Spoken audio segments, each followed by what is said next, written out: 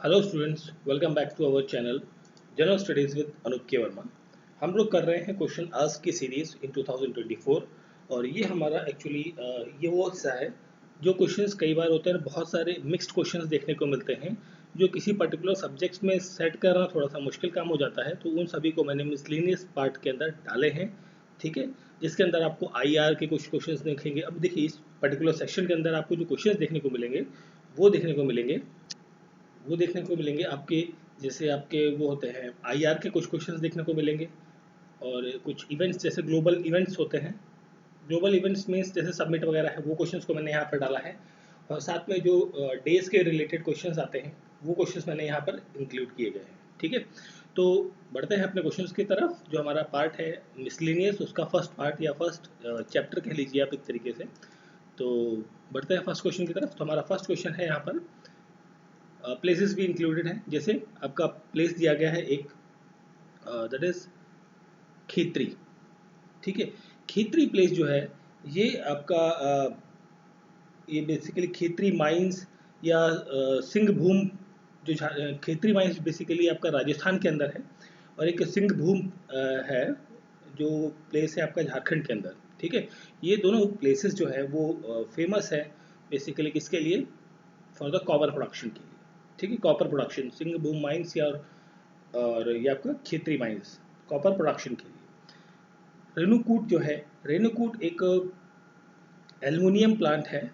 ठीक है, Rihand river Rihand dam के आसपास आपको ये देखने को मिलता है, हिंडलको एल्युमिनियम प्लांट, रेणुकूट। सलीम, सलीम एक आपका क्या है, cotton, textile, automobile and pottery industries है। ठीक है यहाँ पर। और सूरत आपको पता ही है, डायमंड कटिंग इंडस्ट्री है, डायमंड कटिंग के लिए एक अच्छी इंडस्ट्री मानी जाती है, दैट इज सूरत। तो यहाँ पर आपका मैच बन जाएगा 4312 दैट इज ऑप्शन नंबर क्या हो जाएगा यहाँ पर, ऑप्शन बी होगा यहाँ पर क्वेश्चन का करेक्ट आंसर। नेक्स्ट क्वेश्चन है हमारा यहाँ पर, on which day world youth skill day is celebrated. World youth day skill day celebrate किया जाता है 15 जुलाई को, 15th ऑफ जुलाई। 15 अगस्त को आपको पता ही है भारत का इंडिपेंडेंस डे सेलिब्रेट किया जाता है। 26 जनवरी को आपको पता है रिपब्लिक डे सेलिब्रेट करते हैं। और 15 मार्च को सेलिब्रेट किया जाता है वर्ल्ड कंज्यूमर राइट्स डे। ठीक है, वर्ल्ड कंज्यूमर राइट डे आपका सेलिब्रेट किया जाता है 15 मार्च को। ठीक है, चलिए आगे बढ़ते हैं नेक्स्ट क्वेश्चन की तरफ। सो हमारा नेक्स्ट क्वेश्चन है यहाँ पर, India is situated at which place in the world freedom press index 2023। सो 2023 के अनुसार वर्ल्ड प्रेस फ्रीडम इंडेक्स, इस रैंकिंग में भारत का जो स्थान था वो था 161। ठीक है, अब हम बात करें 2024 की, तो 2024 में ये रैंकिंग थोड़ा सा सुधार हुआ है, 159th रैंक यहाँ पर आपको देखने को मिलती है। और इस रिपोर्ट को, जो वर्ल्ड प्रेस फ्रीडम इंडेक्स है, इस रिपोर्ट को पब्लिश कौन करता है और या रिलीज कौन करता है, इसे रिलीज करता है रिपोर्टर्स, या आप इसे कह सकते हैं एक reporters without border, reporter without border नाम की ऑर्गेनाइजेशन है, उसके द्वारा ये रिलीज किया जाता है। ठीक है, तो क्वेश्चन का करेक्ट आंसर हो जाएगा ऑप्शन नंबर सी, 161। ओके, ये कुछ क्वेश्चंस हैं, कुछ basically match of the following यहाँ पर स्टेटमेंट की फॉर्मेट में दिए गए हैं, उनको आपको बताना है कौन सा यहाँ पर करेक्ट रहेगा। तो महबूल उल हक, इन्होंने प्रिपेयर किया था HDI इंडेक्स। ठीक है, जो कि ह्यूमन डेवलपमेंट इंडेक्स है। इसे प्रिपेयर किया गया था या इसको इन्होंने पहली बार इंट्रोड्यूस किया था इन 1997 के अंतर्गत। ठीक है, भारत की रैंकिंग यहाँ पर 134 आपको देखने को मिलेगी। एंड ये एक पाकिस्तान के इकोनॉमिस्ट थे, महबूल उल हक। ठीक है, मॉरिस डी मॉरिस, इन्होंने डेवलप किया है क्या, ये डेवलप कर रहे हैं PQIL इंडेक्स। PQIL इंडेक्स क्या है आपका यहाँ पर, PQIL इंडेक्स है आपका physical quality of life index. ठीक है, तो इसको डेवलप किया था किया था इन्होंने। और ये कब किया गया था, ये किया गया था दैट इज इन 1979 के दौरान। और भारत की यहाँ पर आपको रैंकिंग देखने को मिलेगी 117 out of 189 countries. Alkire and Foster, इन्होंने MPI index, multi dimensional poverty index का इजाद किया और ये किया था इन्होंने 2010 के अंतर्गत। The term gross national happiness ये कॉइन किया गया था। ये टर्म जो है ग्रॉस, हम देखिए किसी भी देश की जो ग्रोथ है वो हम किस में नापते हैं, जीडीपी में नापते हैं, जीडीपी में। बट एक कंट्री है जिसका नाम भूटान है और वहाँ के जो राजा थे उन्होंने ग्रॉस नेशनल हैप्पीनेस इंडेक्स अपना इंट्रोड्यूस किया था, ठीक है, जिससे वो देश के देखिए देश की तरक्की या देश की ग्रोथ जो है नेपाल के अंदर नापी जाती है नेशनल हैप्पीनेस के इंडेक्स के अकॉर्डिंग, ठीक है। और ये चीज़ इन्होंने इंट्रोड्यूस करी थी कब, ये इंट्रोड्यूस करी थी 1972 में, ठीक है। अब आपको बताना है, आपको सारे डाटा मिल चुके हैं कि कौन सा क्रोनोलॉजी पर बैठता है यहाँ पर, ठीक है। तो सबसे पहले आपका यहाँ पर आ जाएगा फोर्थ, यहाँ लिखता हूँ फोर्थ, देन होगा second, then fourth second, after that हो गया आपका फर्स्ट एंड थर्ड, ठीक है। 4213, 4213 that is option number C हो जाएगा यहाँ पर क्वेश्चन का करेक्ट आंसर। ओके, चलिए बढ़ते हैं हम अगले क्वेश्चन की तरफ। सो हमारा नेक्स्ट क्वेश्चन है, according to the latest air quality report 2024 which Indian city emerged as a most polluted city. तो देखिए इस रिपोर्ट के अनुसार वैसे तो न्यू दिल्ली का नाम आता है यहाँ पर, बट इन ऑप्शंस में से मैं अगर जो बात करूँ तो इन ऑप्शंस में से बेगूसराय यहाँ पर करेक्ट आंसर होगा, बेगूसराय, ठीक है। और गुवाहाटी का नाम लिखा हुआ है, गुवाहाटी आपका फेमस है, बेसिकली सिटी ऑफ टेम्पल भी कहा जाता है नॉर्थ ईस्ट का, क्योंकि यहाँ पर कई सारे टेम्पल्स है। एक फेमस टेम्पल है कामाख्या टेम्पल, आपको देखने को मिलेगा यहाँ पर, ठीक है। और गुवाहाटी शहर जो है वो किस नदी के किनारे बसा हुआ है, तो ये बसा हुआ है आपको ब्रह्मपुत्र नदी के किनारे। Who has been selected as a Bob Jones Award, the highest honor of the US Golf Association? तो यहाँ पर जो व्यक्ति है वो व्यक्ति है Tiger Woods, option number A होगा यहाँ पर करेक्ट आंसर, ठीक है। और जैक निकलॉस, इनका एक निकनेम है, ये एक नेम गोल्डन बियर के नाम से इन्हें जाना जाता है, गोल्डन बियर के नाम से इन्हें जाना जाता है। क्वेश्चन का करेक्ट आंसर होगा ऑप्शन नंबर ए। ओके, इस क्वेश्चन को थोड़ा नीचे कर लेते हैं, ये आपका ओके स्टेटमेंट्स दी गई हैं, आपको बताना कौन सी स्टेटमेंट यहाँ पर करेक्ट है। तो राम मंदिर जो डिज़ाइन किया गया था वो मारू गुजरा सब स्टाइल में बेसिकली किया गया था। इसके आर्किटेक्चर जो थे वो आर्किटेक्चर का नाम था चंद्रकांत सॉरी इसको मैं पूरा लिखता हूँ यहाँ पे, चंद्रकांत बी सोनपुरा, ठीक है। ये इनके आर्किटेक्चर थे और इनका एक बेटा था जिसका नाम था आशीष, ठीक है। ये इन दो लोगों ने मिलकर बेसिकली ये मेन आर्किटेक्ट हैं जिन्होंने राम मंदिर का डिज़ाइन तैयार किया है और ये बेस्ड है फ्रॉम द अहमदाबाद के ये दोनों आर्किटेक्ट हैं बेसिकली। तो राम मंदिर वॉज डिजाइंड ऑन मारू गुजारा सब स्टाइल, और ये मारू गुजारा सब स्टाइल जो है ये बेसिकली एक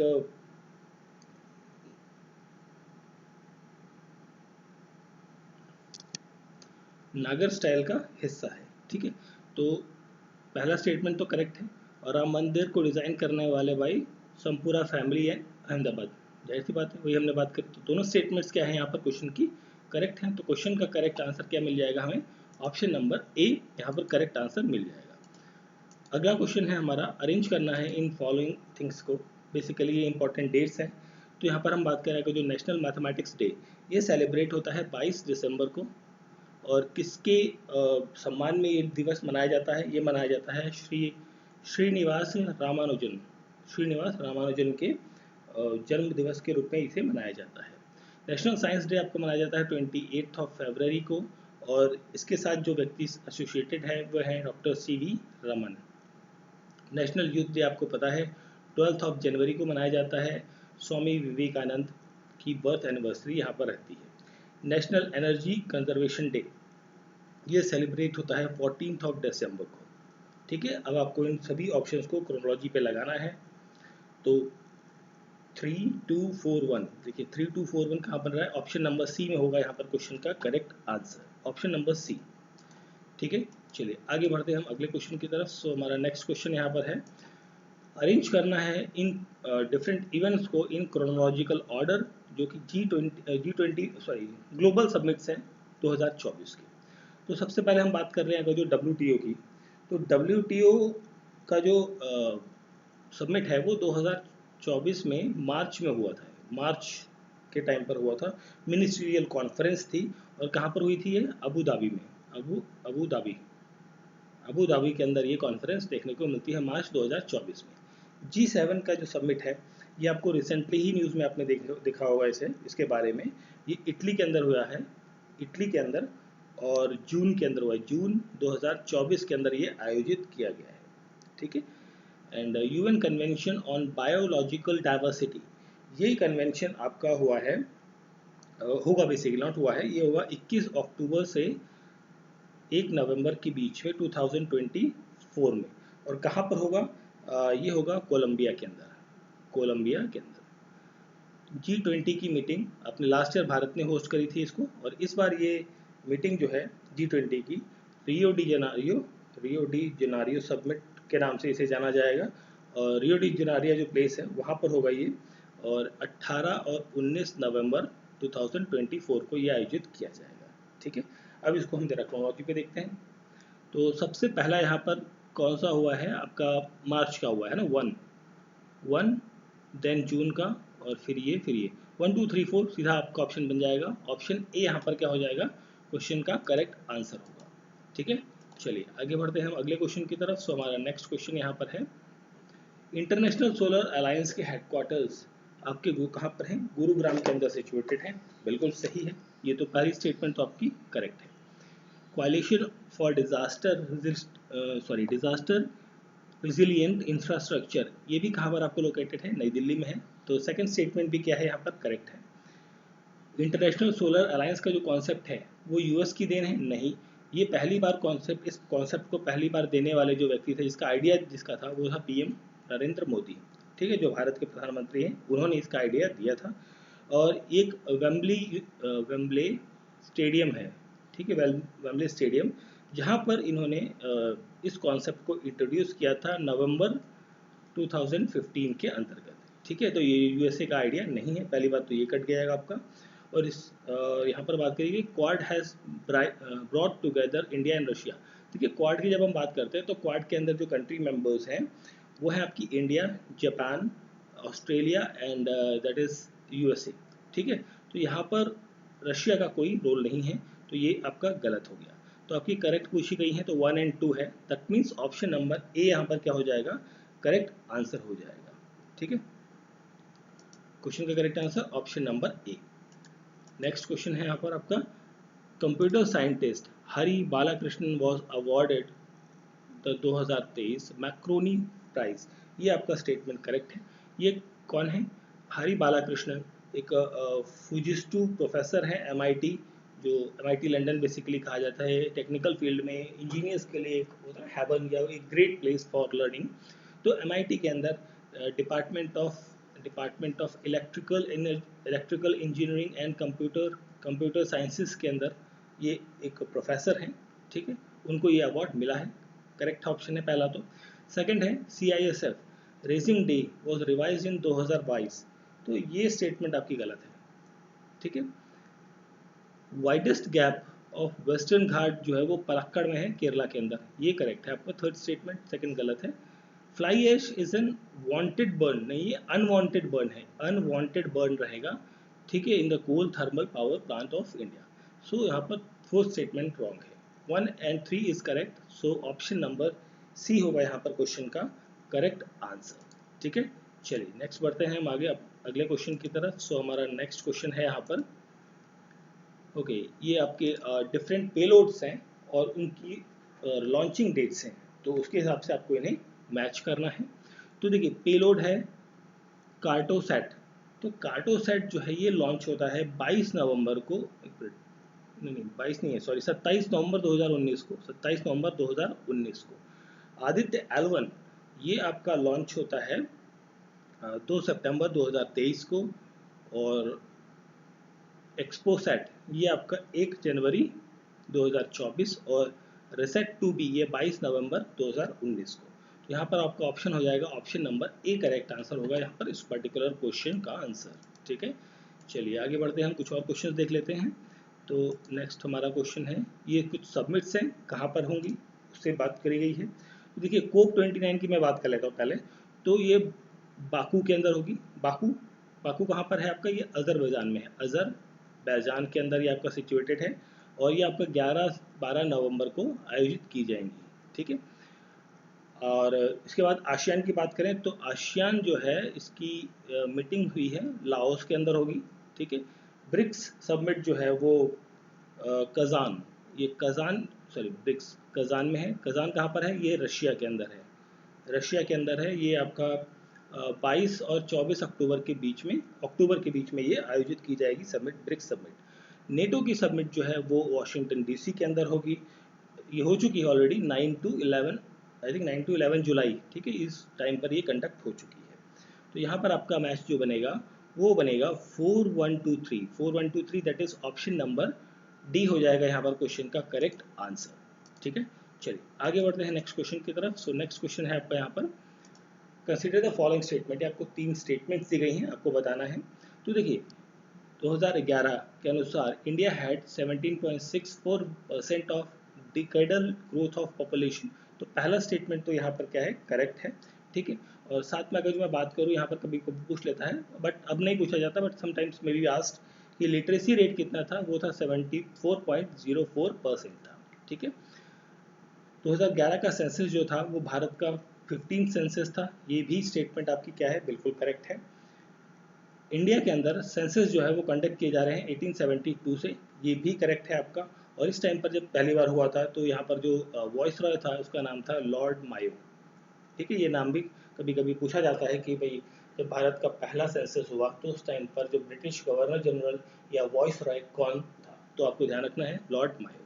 तो यहाँ पर तीनों स्टेटमेंट्स करेक्ट हैं, तो ऑप्शन नंबर 3 हो जाएगा यहाँ पर क्वेश्चन का correct answer. All the 3 statements are correct one, okay. चलिए फिर हम बात करते हैं अगले क्वेश्चन की तरफ। सो हमारा नेक्स्ट क्वेश्चन है यहाँ पर, jajmani system is a special form of exchange.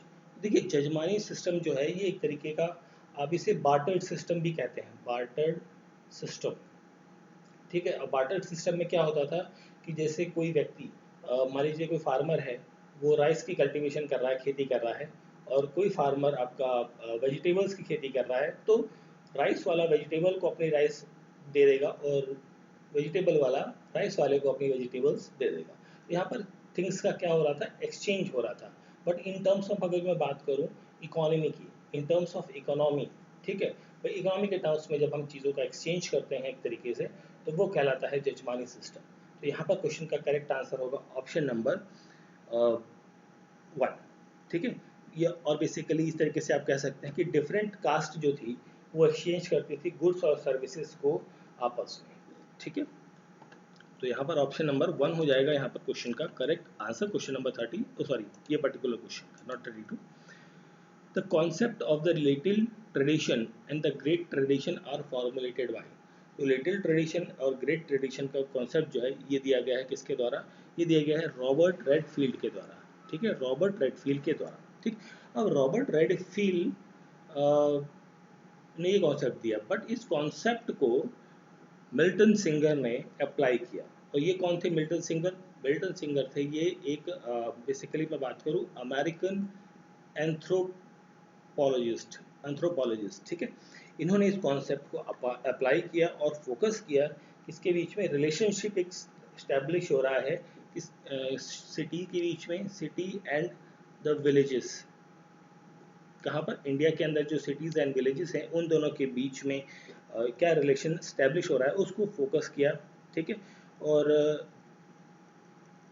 उनके कल्चरल एक्टिविटीज़ को, पैटर्न्स को यहाँ पर समझने की कोशिश की गई है, ठीक है। तो यहाँ पर क्वेश्चन का करेक्ट आंसर होगा ऑप्शन नंबर 3।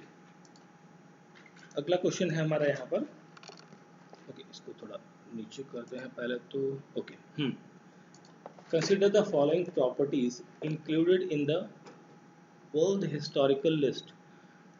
ओके, तो यूनेस्को की वर्ल्ड हिस्टोरिकल लिस्ट के अंदर कौन कौन सी चीज़ें यहाँ पर इंक्लूडेड हैं आपको ये बताना है। देखिए शांति निकेतन 2013 के अनुसार है ना, 2023 के अनुसार इसे ऐड किया गया है। तो यहाँ पर शांति निकेतन को ऐड किया गया है, और स्केयर्ड एनसेम्बल्स ऑफ होयसलास, तो ये दो चीज़ें यहाँ पर ऐड की गई हैं 2023 के अनुसार, ठीक है। तो यहाँ पर आंसर होगा ओनली 2, ऑप्शन बी, ठीक। बट यहाँ पर जो रानी की वाव है और महाबोधि टेम्पल कॉम्प्लेक्स ऑफ बोध गया है। तो ये दोनों चीज़ें 2022 में ही ऐड कर दी गई थी under the UNESCO heritage site. ठीक है, 2022 में ही से ऐड ऑन कर लिया गया था। तो 2023 का पूछा गया था, तो यहाँ पर है शांति निकेतन और Hoysalas. That is option B यहाँ पर हो जाएगा क्वेश्चन का करेक्ट आंसर। नेक्स्ट क्वेश्चन है हमारा यहाँ पर, ओके ये कुछ पॉलिटिकल पार्टीज हैं और उनके जो लीडर्स हैं या बेसिकली फाउंडर्स हैं उनके बारे में पूछा गया है। कौन सा मैच है आपका ये बताना है। तो भारतीय जनसंघ जो है इसको बलराज, देखिए एक तो श्यामा प्रसाद मुखर्जी नाम रहेगा ही रहेगा, ठीक है। इनके साथ में दीनदयाल उपाध्याय का नाम आएगा और साथ में बलराज मेघदूत बेसिकली नाम है उनका। तो इन तीन लोगों ने मिलकर भारतीय जनसंघ की स्थापना करी थी 1951 में। सोशलिस्ट पार्टी इसका गठन किया गया था, सी राजगोपालाचारी नहीं थे यहाँ पर। इसका गठन करने में जेपी नारायण का हाथ था, जेपी नारायण थे, राम मनोहर लोहिया और आपके आचार्य नरेंद्र देव, इन्होंने 1939 में सोशलिस्ट पार्टी का गठन किया था, इन तीन लोगों ने मिलकर। कांग्रेस फॉर डेमोक्रेसी, देखिए कांग्रेस फॉर डेमोक्रेसी बेसिकली कुछ अलग नहीं है। दिस इज बेसिकली ये आईएनसी जो इंडियन नेशनल कांग्रेस थी उसी का हिस्सा है। 1997 के अंतर्गत ये बनती है। और क्योंकि देखिए 1975-76 के अराउंड नेशनल इमरजेंसी लगी थी देश के अंदर, तो उस टाइम पर जो जगजीवन राम थे उन्होंने अपनी एक अलग पार्टी इस्टेब्लिश करी, आईएनसी से अलग हुए और कांग्रेस फॉर डेमोक्रेसी इन्होंने गठित की। जगजीवन राम और साथ में इनके कुछ लोग और थे, जैसे कि जिनका नाम है HN बहुगुणा और नंदिनी सतपथी, ठीक है। तो ये कुछ लोग थे जिन्होंने आईएनसी को छोड़ा ड्यूरिंग इमरजेंसी और इन्होंने कांग्रेस फॉर डेमोक्रेसी ये इस्टेब्लिश करी। स्वतंत्रता पार्टी, इसको देखिए एक तो ये आपका करेक्ट हो गया, दूसरा आपका ये करेक्ट है, ठीक है, ये सेकंड गलत है। फोर्थ पर आते हैं। स्वतंत्रता पार्टी जो है वो आचार्य नारायण देव ने नहीं इस्टेब्लिश करी थी, इसको इस्टेब्लिश करने वाले व्यक्ति थे सी राजगोपालाचारी, ठीक है। सी राजगोपालाचारी ने इसे 1959 में इस्टेब्लिश किया था। तो ये भी आपका गलत हो गया, ठीक है। तो यहाँ पर आपके दो गलत हो गए, दो सही है, दैट इज 1 और 3। तो यहाँ पर क्वेश्चन का करेक्ट आंसर हो जाएगा ऑप्शन नंबर क्या होगा, बी यहाँ पर हो जाएगा क्वेश्चन का करेक्ट आंसर। सो इस पर्टिकुलर सेशन के अंदर इतने ही क्वेश्चंस को हम कवर करेंगे, ठीक है। तो वीडियो अच्छा लगा है तो प्लीज़ लाइक करें, शेयर करें और चैनल को सब्सक्राइब ज़रूर करें। और इस पर्टिकुलर सेशंस के जो PDF है वो आपको टेलीग्राम चैनल पर मिल जाएंगे, जिसका लिंक आपको डिस्क्रिप्शन में मिल जाएगा, ठीक है। Thank you for watching.